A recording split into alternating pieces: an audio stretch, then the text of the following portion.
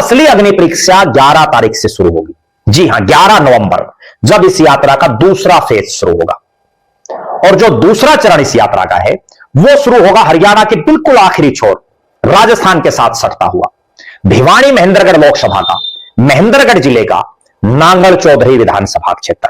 यह वही नांगल चौधरी विधानसभा क्षेत्र है जिस नांगल चौधरी विधानसभा क्षेत्र के राय मलिकपुर गांव से डॉक्टर अजय सिंह चौटाला, जो फिलहाल जननायक जनता पार्टी के राष्ट्रीय अध्यक्ष हैं, उस समय वो इंडियन नेशनल लोकदल के प्रधान महासचिव थे, उन्होंने यात्रा शुरू की थी राय मलिकपुर से लेकर के चंडीगढ़ तक। और उस यात्रा का इतना जबरदस्त असर पड़ा था कि इंडियन नेशनल लोकदल सरकार बनाने के नजदीक पहुंच गई थी। सरकार हालांकि नहीं बन पाई, लेकिन 9 से और सरकार के नजदीक पहुंचना अपने आप में बहुत बड़ी बात है। अब जब नांगल चौधरी से यह यात्रा शुरू होगी, वहां कांग्रेस के विधायक है मंजू चौधरी, चौधरी भूपेंद्र सिंह हुड्डा के खेमे से मानी जाती हैं, और राव इंद्रजीत सिंह की बेटी आरती राव के डिनर में भी वो शामिल रही। ये जो नांगल चौधरी का इलाका, इसके बिल्कुल साथ लगता जो हल्का है, साथ लगता जो इलाका है, वो राव नरेंद्र सिंह का है, जो कांग्रेस के प्रदेश अध्यक्ष हैं नारनौल।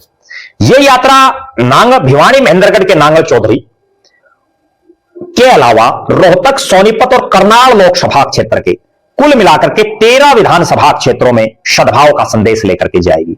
और ये जो इलाके हैं, चाहे रोहतक लोकसभा हो, चाहे भिवानी महेंद्रगढ़ लोकसभा हो, चाहे करनाल लोकसभा हो और चाहे सोनीपत लोकसभा हो, इनमें चौधरी बीरेंद्र सिंह का अपना कोई विशेष प्रभाव नहीं है, क्योंकि सोनीपत लोकसभा के जो जींद की बेल्ट में प्रभाव था बीरेंद्र सिंह का, वहां यह यात्रा हो चुकी है।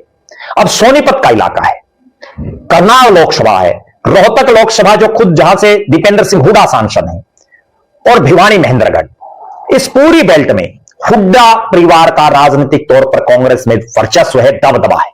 अब देखना यह है कि इस असली अग्नि परीक्षा जो 11 नवंबर से शुरू होगी, इसमें बृजेंद्र सिंह कामयाब हो पाते हैं या नहीं, इसमें चौधरी बीरेंद्र सिंह कामयाब हो पाते हैं या नहीं। क्योंकि इस पूरे इलाके में, चाहे महेंद्रगढ़ हो, चाहे दादरी हो, चाहे भिवानी हो, चाहे करनाल हो, चाहे सोनीपत जिला हो, चाहे रोहतक हो, चाहे झज्जर हो, चाहे रेवाड़ी हो, बृजेंद्र सिंह और चौधरी बीरेंद्र सिंह के पास कोई बहुत मजबूत नेता नहीं है।